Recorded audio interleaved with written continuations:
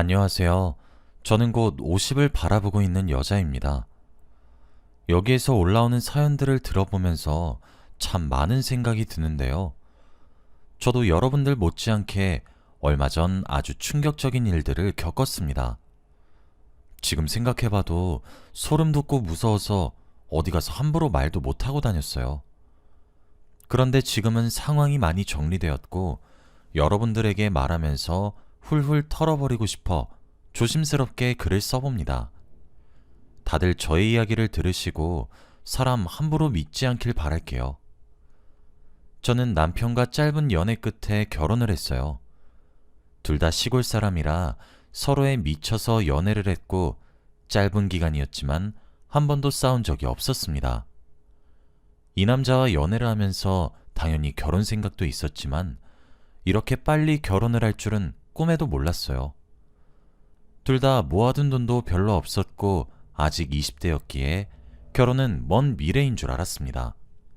그런데 저희의 계획과는 정반대의 일이 일어나고 말았어요. 바로 제가 임신을 하게 된 것입니다. 혼전 임신은 저와 거리가 먼 이야기인 줄 알았는데 그게 아니더라고요. 저도 임신 5주차가 될 때까지는 임신인 줄 꿈에도 몰랐습니다. 그런데 몸이 이상해서 병원을 가보니 임신이라고 하더라고요. 그 순간 머릿속에 거쳐야 하는 많은 벽들이 생각났고 눈물밖에 나오지 않았습니다. 이 아이를 과연 남자친구가 낳자고 해줄까? 수만 번 고민하며 임신 소식을 알렸죠. 그런데 정말 다행히도 저보다 더 좋아해주는 그를 보고 저희는 결혼을 약속했어요. 당연히 양가 부모님들은 한숨을 내쉬었습니다. 아직 결혼할 시기가 되지 않은 커플이 혼전 임신을 했다고 하니 당연히 걱정되셨겠죠. 그렇지만 저희는 물러서지 않았고 매일같이 설득을 했어요. 결국 저희의 끈질긴 노력 덕분인지 양가 부모님들은 저희의 결혼을 허락해 주셨습니다. 저는 시어머니 댁에서 들어가 살게 되었습니다. 남편의 아버지께서는 일찍 돌아가셨다고 했고 남편과 시어머니 두 분이서 살고 있었는데 저희가 경제적으로 여유로운 편도 아니었고 아이를 임신하고 있었기에 시어머니의 도움이 필요하다고 생각했어요. 그리고 남편의 직업이 배 위에서 물고기를 잡는 일을 합니다. 흔히 원양어선이라고 하죠. 몇 주 동안이나 물고기를 잡아서 집에 오지 못하니 혼자 있는 것보단 시어머니와 함께 있는 게 낫다는 생각이 들어 시댁살이를 하기로 선택했습니다. 처음에는 굉장히 좋았어요. 새로운 가족이 생긴 것도 좋았고 시어머니도 저를 잘 챙겨주셨습니다. 그런데 시어머니가 많이 가부장적인 면이 없지 않아 있었어요. 시어머니는 저에게 아들을 강요하셨습니다. 아직 뱃속에 있는 아이의 성별을 모르는 저에게 매일같이 아들 이야기만 하셨어요. 딸이면 집에 올 생각 하지 마라. 저는 성별은 상관이 없었는데 시어머니는 딸을 낳게 된다면 손주 취급도 안 하겠다고 으름장을 놓으셨어요. 그리고 다양한 한약도 먹이시고 점집에도 가서 부적도 받아오며 돈도 많이 쓰셨죠. 아들을 낳지 않으면 제가 이 집에서 죄인이 될 것만 같은 기분이었습니다. 그리고 얼마 지나지 않아 저는 산부인과에 가서 성별을 듣게 되었어요. 저와 함께 병원으로 간 시어머니는 저의 두 손을 꼭 잡으며 의사 선생님의 말에 귀를 기울였어요. 딸이네요. 의사 선생님은 일초의 망설임도 없이 딸이라고 하셨고 그 순간 시어머니는 잡고 있던 제 손을 내팽겨치셨습니다. 저는 너무 놀라서 말도 나오지 않았어요. 그런데 그때 의사 선생님께서 충격적인 말씀을 하셨습니다. 한 명이 아니네요? 축하합니다. 쌍둥이에요. 이란성이요. 그 순간 시어머니와 저는 두 눈이 휘둥그레져서 초음파를 다시 봤어요. 그런데 그때 제 딸 뒤에 숨어있던 아들이 빼꼼하고 나타났습니다. 그 순간 시어머니는 환호성을 지르고 병원을 뛰어다니셨어요. 저도 가슴을 쓸어내리며 다행이라고 생각을 했네요. 저는 남매인 이란성 쌍둥이를 임신했고 임신 기간 내내 아주 정성스러운 보살핌을 받으며 지냈습니다.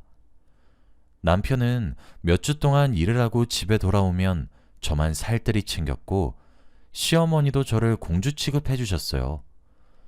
살면서 언제 이런 대접을 받아볼까 하며 이 순간을 누렸습니다.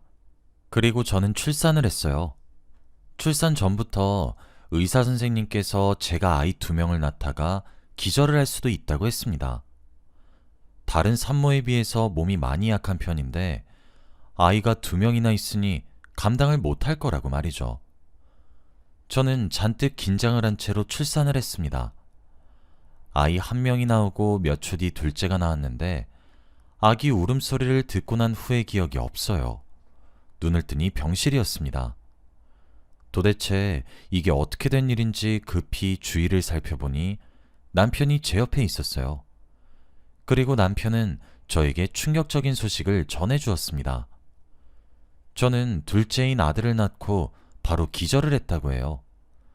그런데 그 과정에서 문제가 생겨 둘째 아이의 심장이 약해졌다고 합니다.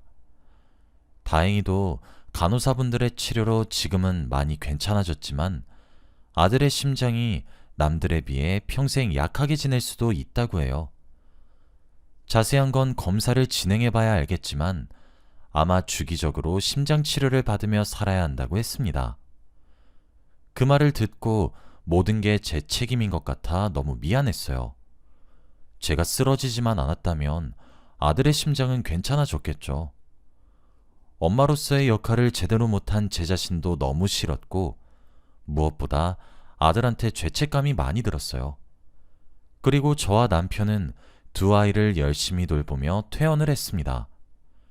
제가 산후조리를 하면서 남편이 일을 많이 쉬었기에 남편은 다시 일을 하러 갔고 아이들은 자연스레 저와 시어머니의 몫이 되었죠. 그런데 출산 전부터 시어머니가 아들을 더 좋아하실 거라고 예상은 했지만 제 상상 이상이었습니다. 딸과 아들을 대놓고 차별하셨거든요. 항상 시어머니의 눈은 아들한테 고정되어 있었고 저희 집안의 분위기도 아들에 맞춰 움직였어요. 저와 딸이 아들보다 서열이 더 낮은 존재로 느껴졌죠. 그런데 시어머니는 제 딸에게 모진 말도 서슴지 않으셨습니다. 왜 여자아이가 생겨서 우리 귀한 손자가 아파야 하니? 이런 말을 갓난아기인 딸 앞에서 하셨고 엄마인 저는 억장이 무너지는 기분이었습니다. 제가 그런 말 하지 말아달라고 시어머니께 말씀을 드려도 10마디의 잔소리로 돌아왔고 그렇다 보니 저도 스트레스를 많이 받았어요. 시어머니는 딸에게 막말만 하시는 게 아니었어요. 아들만 유치원에 보내고 제 딸은 집에만 있게 했어요. 그리고 동네 사람들한테 창피하다며 밖에 나가지도 못하게 했고 제가 안간힘을 쓰고 딸의 자유를 위해 발벗고 나섰지만 저는 아무런 힘이 없었습니다. 결국 저는 자연스럽게 아들보다 딸에게 더 관심을 많이 쏟게 되었고 항상 딸이 불쌍하게 여겨졌죠. 그런데 어느 날이었어요. 그날도 여느 때와 다름없이 저는 집안일을 하고 있었고 아들은 시어머니와 놀고 있었고 딸은 방 안에 혼자 있었습니다. 갑자기 그때 비명소리가 들렸어요.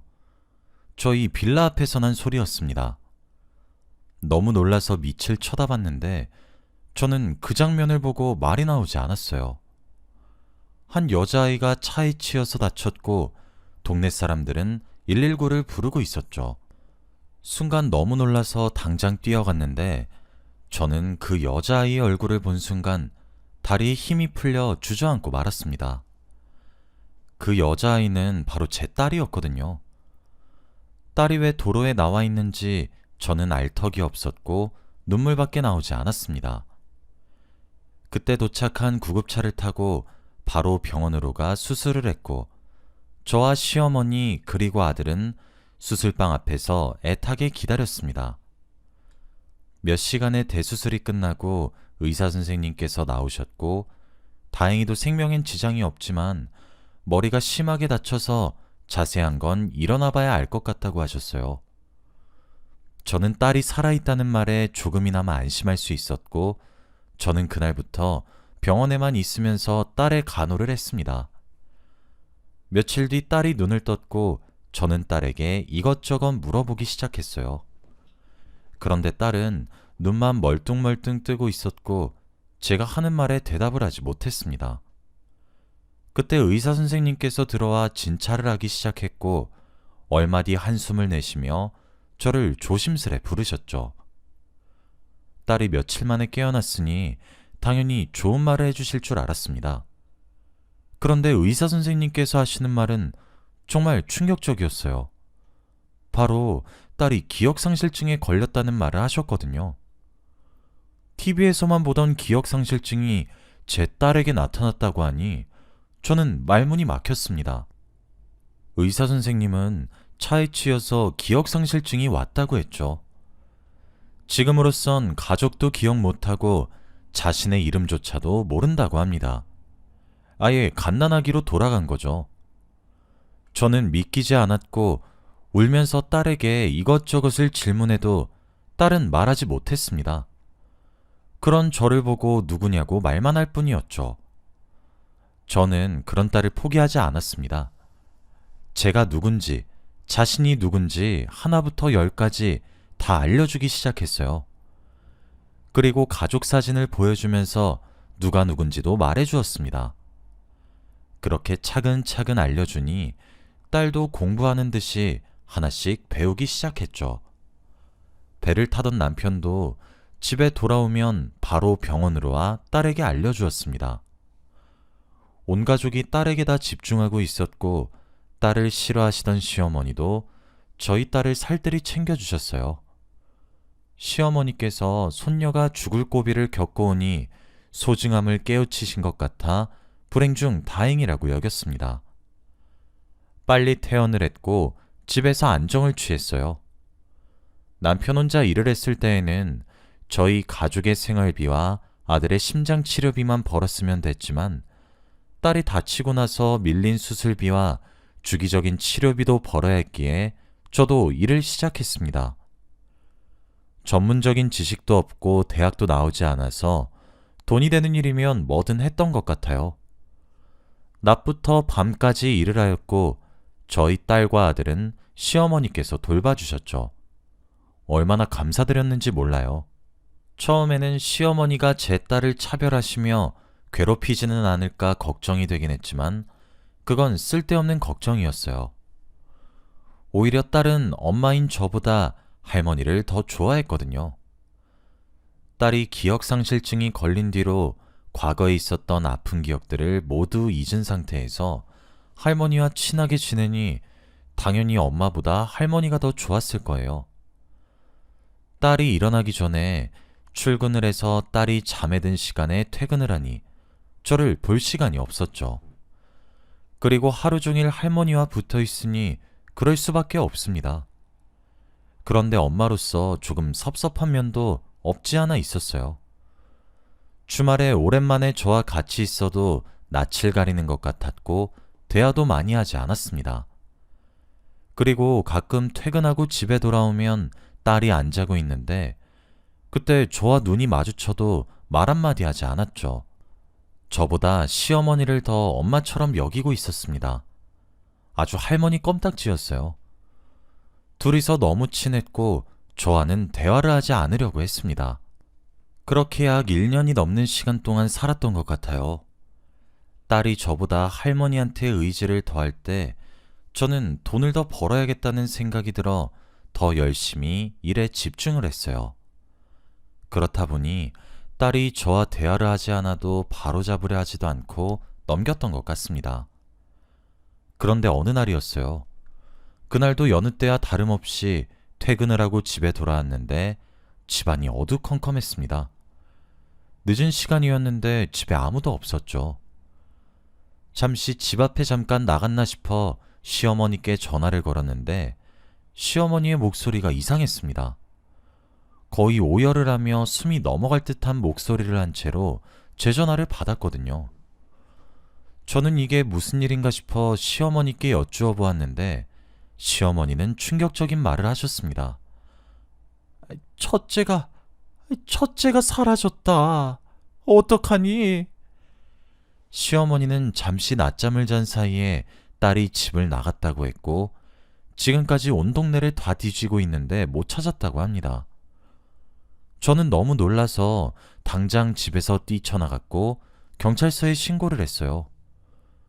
그런데 이미 딸이 집에서 나간 시간이 너무 오래되어서 경찰도 너무 기대를 하지 말라고 했죠.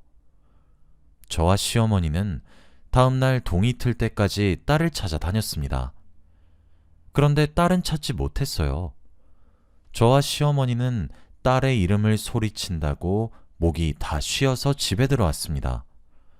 저희 집은 완전 초상집 분위기였죠. 정신도 온전치 않은 아이가 대체 어디서 뭘 하는 건지 너무 두려웠습니다.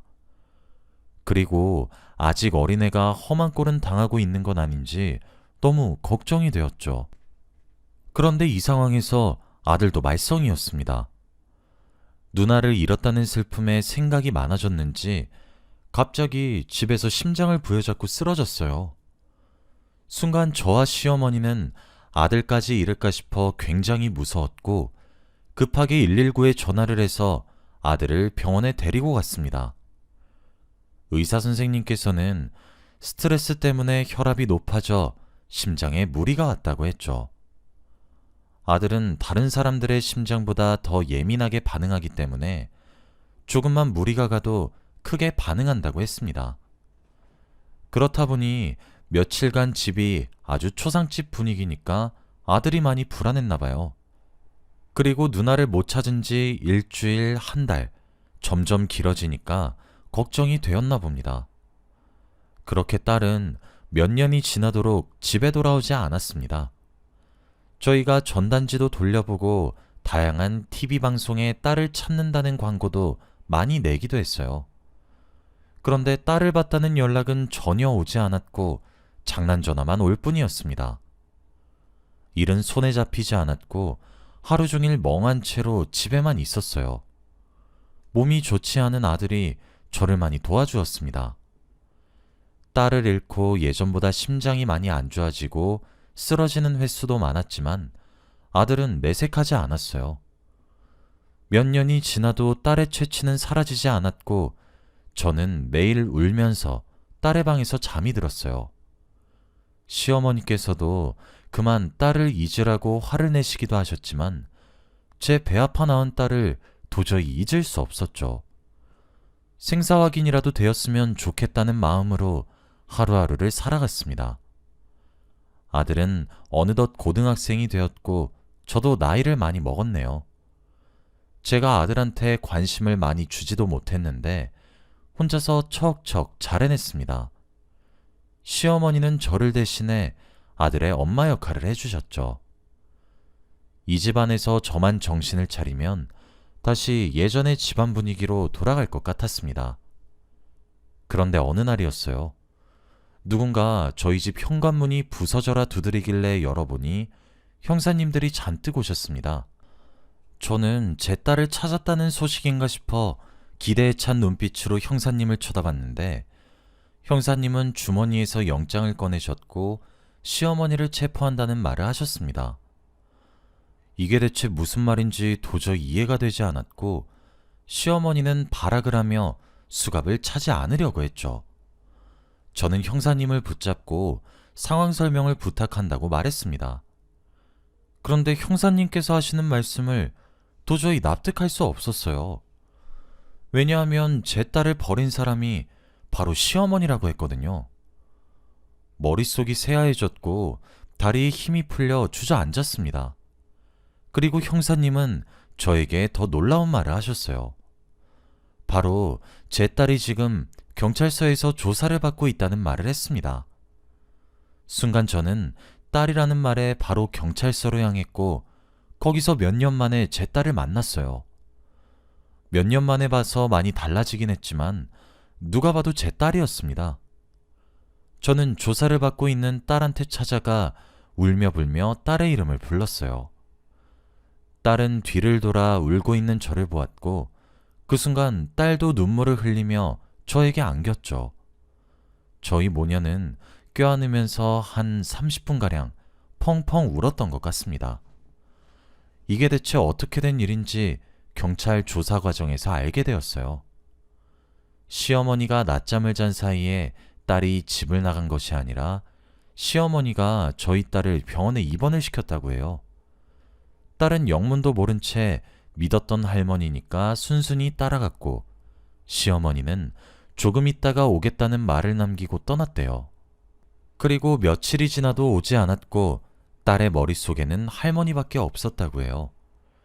자신의 기억 속에는 할머니가 유일하게 자신을 사랑해 주었던 사람이었으니 말이죠. 딸은 겨우 진정이 되고 나서 그 당시의 상황에 대해 차근차근 말해주기 시작했습니다.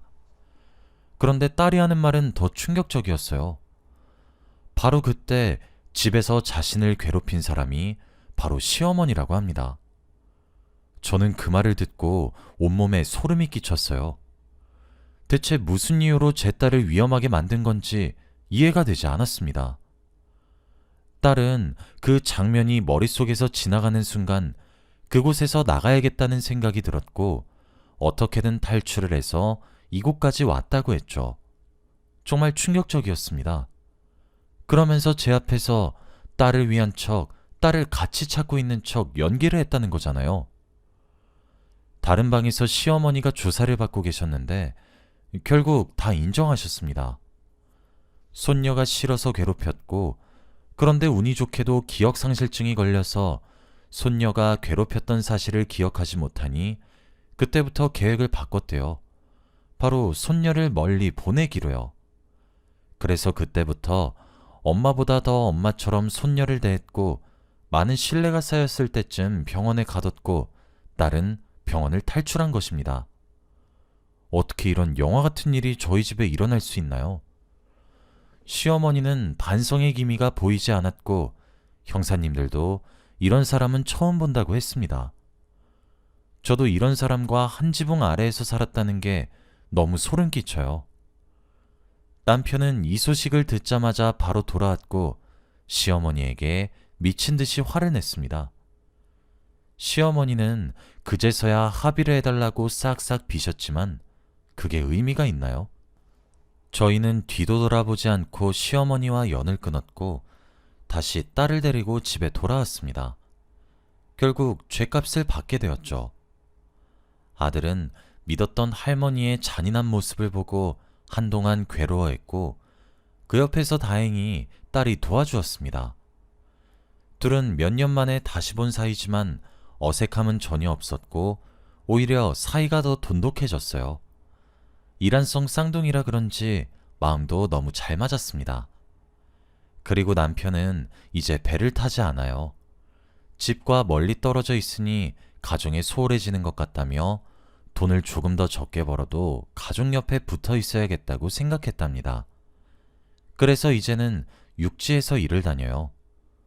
저도 아들, 딸이 다 컸으니 조금의 용돈이 되는 일도 시작했고요. 아, 그리고 시어머니와 살던 집은 팔고 이사를 했습니다. 더 좁고 좋지 않은 집이지만 심적으로 많이 편해요. 원래 살던 집에서는 사건, 사고가 너무 많았기에 다시 돌아가고 싶지 않았거든요. 지금은 시간이 많이 지났지만 그 당시에는 너무 충격적인 사건이었어요. 여러분은 저 같은 일 겪지 않았으면 합니다. 제 이야기는 여기까지입니다. 다들 저의 이야기를 들어주셔서 감사합니다.